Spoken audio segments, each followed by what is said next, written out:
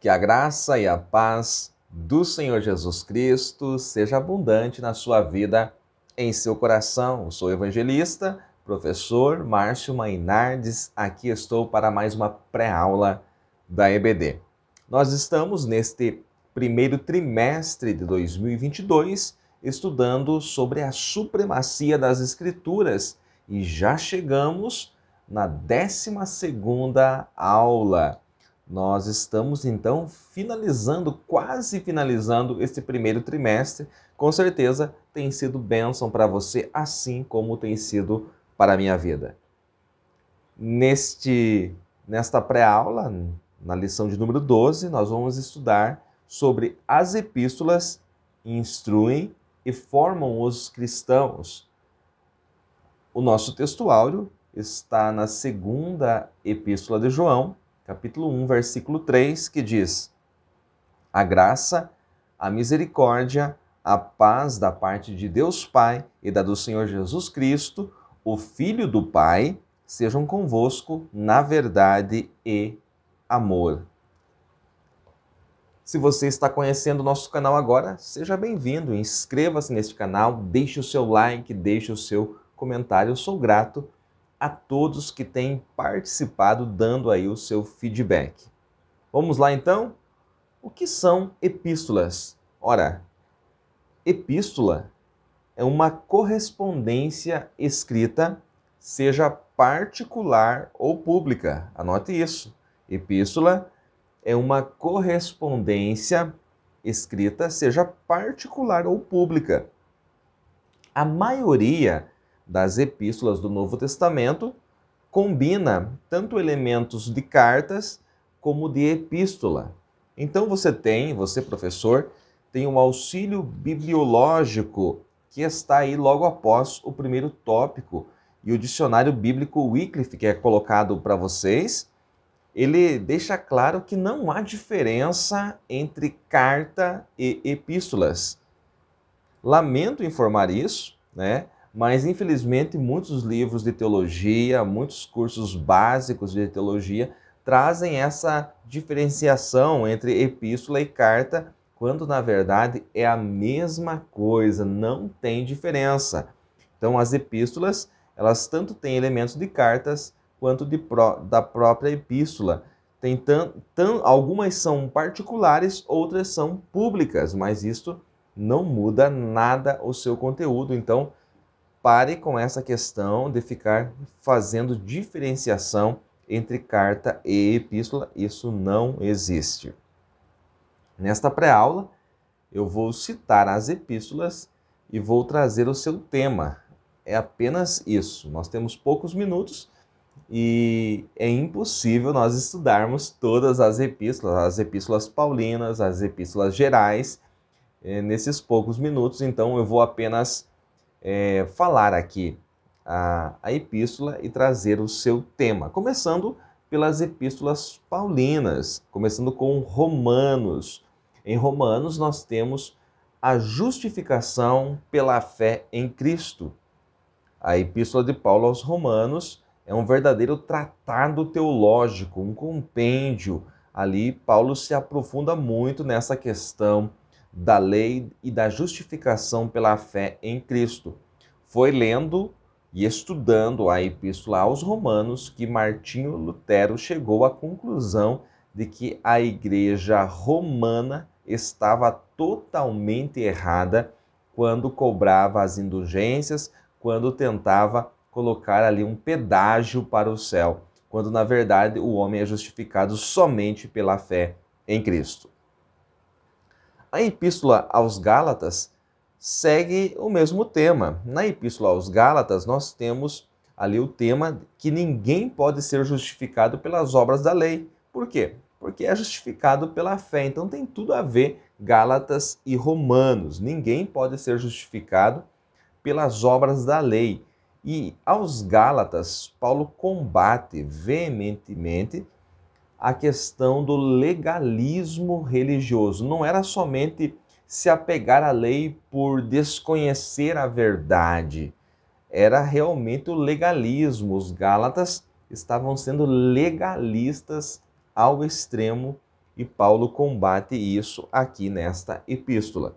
Depois, nós temos as epístolas aos Coríntios. A primeira carta de Paulo aos Coríntios traz a mensagem da cruz. Aos Coríntios, Paulo vem pregando o poder de Deus. Ele diz que não vem com palavras persuasivas de sabedoria humana, mas ele vem com a mensagem da cruz, que Cristo morreu e ressuscitou. Em 2 aos Coríntios, Paulo traz o ministério da reconciliação. E isto é bem claro aqui no capítulo 5, versículos 19 ao 21 da segunda carta aos Coríntios. O versículo 19 ele diz, isto é, Deus estava em Cristo reconciliando consigo o mundo. Então, o tema principal aqui de 2 aos Coríntios é realmente o ministério da reconciliação. Depois nós temos Efésios, que traz ali Cristo como cabeça da igreja, que fala de estar firmado na doutrina dos apóstolos e dos profetas, traz também o tema da unidade no capítulo de número 4 e o capítulo 6, o famoso capítulo 6, que traz a guerra espiritual, mostrando onde ela acontece nas regiões celestes. Indo a Filipos, nós temos a epístola aos Filipenses, e aos Filipenses nós temos aqui claramente Paulo trazendo a verdade que o viver é Cristo. Aqui em Filipenses, Paulo diz que aprendeu a se adaptar a toda e qualquer situação. Ele chega ao ponto de dizer que tudo pode em Cristo que o fortalece. Pode tanto ter fartura, ter sucesso, quando pode estar abatido, padecer necessidades. Esse tudo posso é tudo posso mesmo.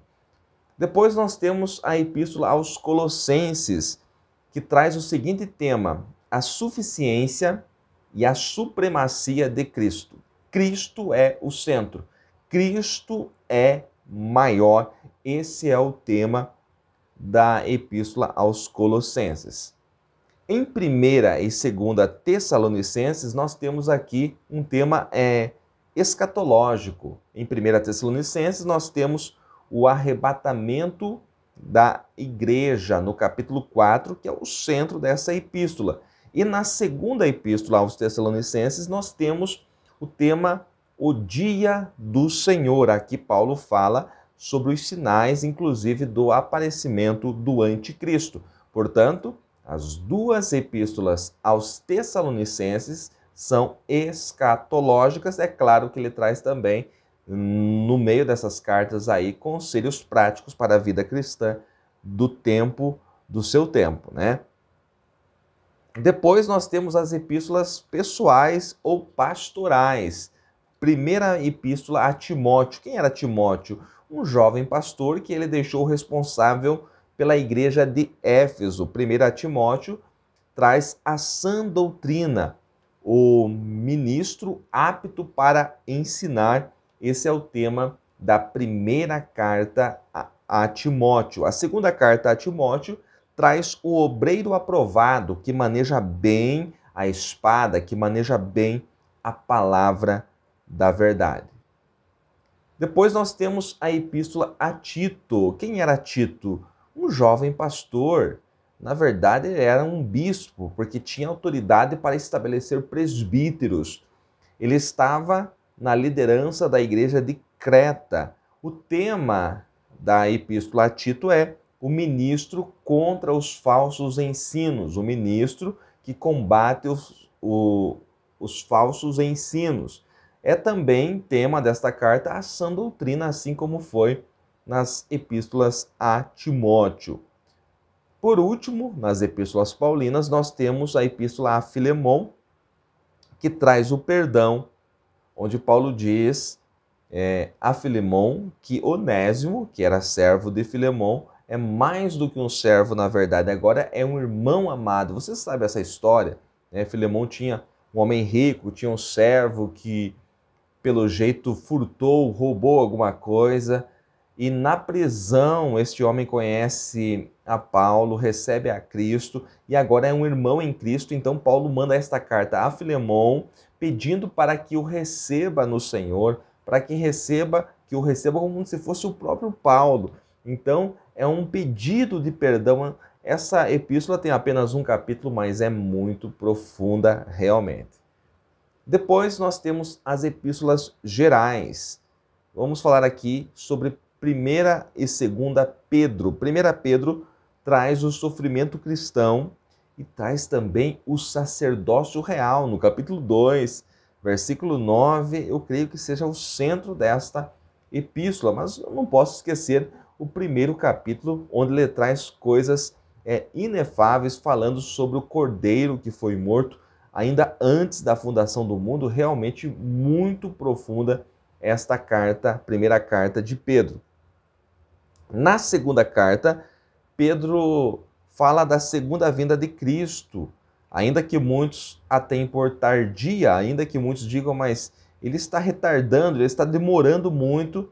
Ele diz que o dia do Senhor virá como ladrão. Então é uma carta também escatológica, mas que ele combate os falsos ensinos também. 1ª João, 1ª, 2ª João são epístolas muito profundas também, que combatem as heresias gnósticas daquele tempo. O docetismo e o gnosticismo, apesar de serem coisas diferentes, são muito parecidas. O gnosticismo dizia que a matéria era má, totalmente má, pecado. Então era impossível que Cristo viesse em carne. Mas João é enfático em dizer que o Verbo se fez carne. Cristo veio em carne. Cristo venceu o diabo, venceu o pecado na carne.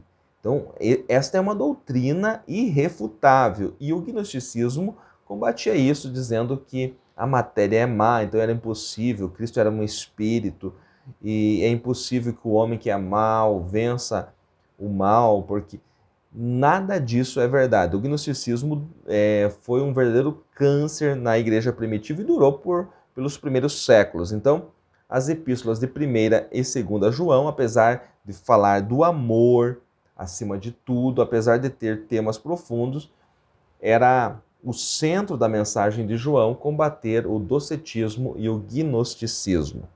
3ª João, aqui é destacada a fidelidade e mau testemunho entre os obreiros. Em 3ª João, que é apenas um capítulo também, mostra a fidelidade e o mau testemunho entre os obreiros. Há tanto bons quanto maus obreiros, e isso até os dias de hoje. E aqui João os cita pelo nome. Aos Hebreus trata da superioridade da nova aliança. Muito profunda esta epístola, aqui mostrando o comparativo entre a antiga e nova aliança, mostrando por que a nova aliança é superior, porque a antiga aliança era apenas sombra das coisas que haviam de vir. Era apenas sombras, tipos. A nova aliança traz a realidade. Uma vez que nós temos a realidade, não necessitamos mais de sombras. Então, o tema aos Hebreus é a superioridade da nova aliança. Depois nós temos Tiago. Em Tiago nós temos temas profundos, como o sofrimento também, como o domínio da língua, mas o tema central desta epístola é que a fé sem obras é morta. Tiago não está dizendo sobre salvação pelas obras, de maneira nenhuma. Tiago também não está contradizendo Paulo.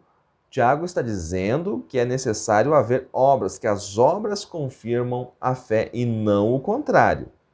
Depois nós temos Judas. Por último, nós temos Judas, que traz o seguinte tema: a batalha pela fé e perseverando, preservando a esperança. Perseverando e preservando a esperança é o tema desta epístola de Judas, que também só tem um capítulo.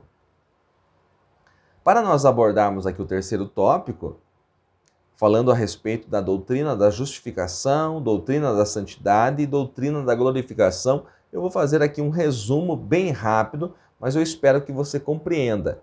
O que é doutrina da justificação? A doutrina da justificação é a que diz que o homem se torna justo pela fé no sacrifício de Cristo na cruz. A graça de Deus o restaura sem obra humana.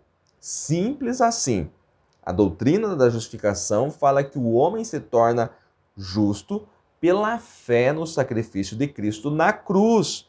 A graça de Deus o restaura sem obra humana, totalmente dom de Deus. A doutrina da santidade. Na nossa lição diz doutrina da santificação. Eu sempre coloco uma diferença entre santificação e santidade. Não vou entrar nesse mérito, mas eu chamo de doutrina da santidade, que é a vida separada do pecado. E esta vida separada do pecado, ela só é possível pelo sangue de Jesus. Esta santidade é progressiva, a cada dia nós vamos aperfeiçoando. Olha só, é impossível viver vida de santidade sem o sangue de Jesus, não é por méritos. Por último, nós temos a doutrina da glorificação. O que é, professor, a doutrina da glorificação? É a última etapa da salvação. No arrebatamento da igreja, nós seremos glorificados porque passaremos a ter um corpo incorruptível. O apóstolo Paulo é bem claro nisso quando escreve 1 Coríntios 15, a partir do versículo 52, que diz: no momento, num abrir e fechar de olhos, ante a última trombeta, porque a trombeta soará e os mortos ressuscitarão incorruptíveis e nós seremos transformados. Porque convém que isto que é corruptível se revista de incorruptibilidade e isto que é mortal se revista da imortalidade. E quando isto que é corruptível se revestir de incorruptibilidade e isto que é mortal se revestir de imortalidade, então cumprir-se-á a palavra que está escrita: tragada foi a morte na vitória. Esta é a glorificação do povo de Deus. Meus queridos, esta pré-aula foi curta, mas eu espero que tenha sido um bom resumo para você aí anotar os principais tópicos para a sua aula e preparar a sua aula. Que Deus em Cristo lhe abençoe mais e mais. Não deixe de curtir, não deixe de deixar o seu comentário neste vídeo. Deus abençoe.